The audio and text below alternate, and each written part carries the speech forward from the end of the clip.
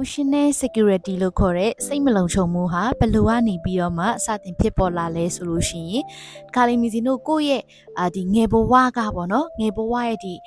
childhood trauma တွေနောက်တစ်ခါကျ past relationship တွေနောက်တစ်ခါကျကိုယ့်ရဲ့ဒီကြီးပြင်းလာခဲ့တဲ့ပတ်ဝန်းကျင်တွေမိသားစုတွေအဲ့ဒီအရာကနေပတ်သက်ပြီးတော့မှမီစီတို့စိတ်မလုံခြုံမှုဆိုတာကိုစတင်ပြီးတော့မှခံစားရရှိစေရပေါ့နော်တယောက်နဲ့တယောက်ကတော့ဒီစိတ်မလုံခြုံမှုဆိုတဲ့အကြောင်းအရာတွေကတော့သူချင်းမှလည်းတူမယ်။ဘာကြောင့်လဲဆိုတော့လူတယောက်နဲ့တယောက်ဟာကြီးပြင်းလာရတဲ့အခြေအနေတွေအခက်အခဲတွေနော်ဘယ်လိုပုံစံမျိုးတွေနဲ့ဖြတ်တန်းလာရလဲဆိုတာကလူတယောက်နဲ့တယောက်ကမတူနိုင်တာဖြစ်တဲ့အတွက်ကြောင့်မလို့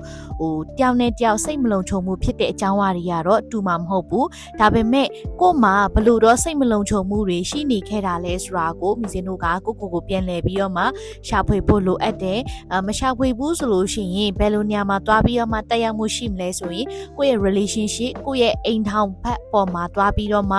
အကျိုးတက်ရောက်မှုတွေတွားပြီးရှိပါလိမ့်မယ်အဲ့ဒီကနေပြီးတော့မှကိုဘာဖြစ်လို့ဖြစ်မှန်းမသိ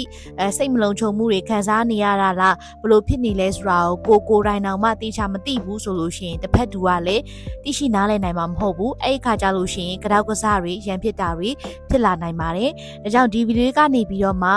emotional security ကိုယ့်ရဲ့စိတ်မလုံခြုံမှုဟာဘာလဲဆိုတာကိုမီစင်ကရှာဖွေစေချင်တဲ့ဗီဒီယိုလေးဖြစ်ပါတယ်အဲ့တော့ဒီဗီဒီယိုကနေပြီးတော့မှကိုယ့်ရဲ့စိတ်မလုံခြုံမှုဟာဘာလဲဆိုတာကို